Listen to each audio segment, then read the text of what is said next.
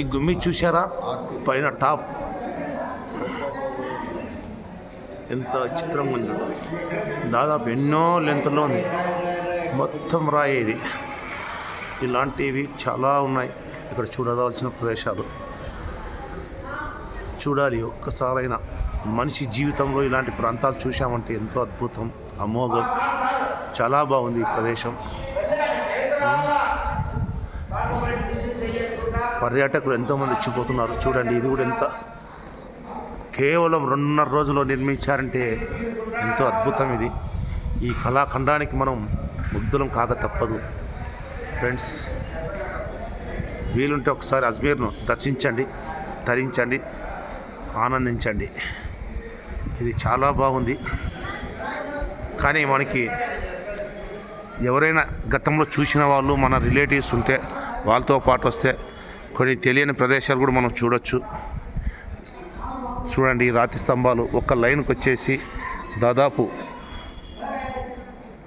7 దాకా ఉన్నాయి. ఒక్కొక్కటి 20 అడుగులు పైగా ఉన్నాయి ఈ లెంత్. ఈ ఫోల్స్ 20 అడుగుల లెంత్ ఉన్నాయి ఫోల్స్. ఇవి 6 వరుసల్లో ఉన్నాయి. మొత్తం 5 వరుసలు ఉన్నాయి. 5 వరుసలకి ఒక చోట 18 ఉన్నాయి, ఒక చోట 10 ఉన్నాయి, ఒక చోట 12 ఉన్నాయి. అలా ఉన్నాయి. అంటే క్రమసంఖ్య కరెక్ట్ లేదు కానీ అలాగే ఉన్నాయి.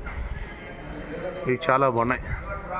ఇక్కడ మన ఆంధ్రప్రదేశ్ రాయలసీమకు చెందిన పత్తికొండ వాసులు ఉన్నారు, వాళ్ళతో కూడా చూద్దాం.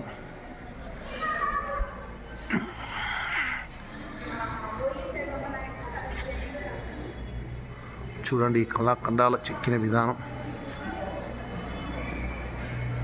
ఏమి చేసినా ఆనాటి పెద్దలకే చెల్లు. ఆనాటి ఎలాంటి పరికరాలు లేకున్నప్పటికీ కేవలం చేత్తోనే ఇలాంటివి చేశారంటే ఎంతో అద్భుతం కదా. చూడండి ఫ్రెండ్స్,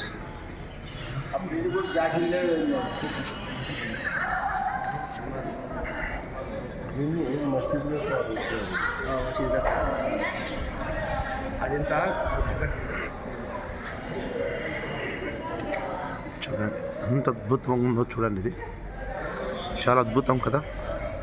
ఒకసారి దర్శించండి. అడిదిన్కా గుమీజ్ అంటారండి దీన్ని, అడిదిన్కా మజీద్. చాలా అద్భుతం. ఇది చూడండి, ఇంకా డిఫరెంట్గా ఉంది ఇది. చూడండి.